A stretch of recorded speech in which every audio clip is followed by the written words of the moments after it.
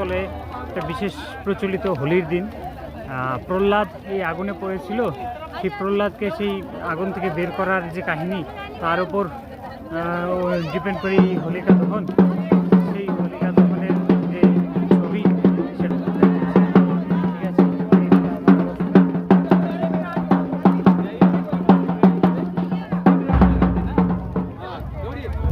এটা একটা রাউন্ড দিতে হয়।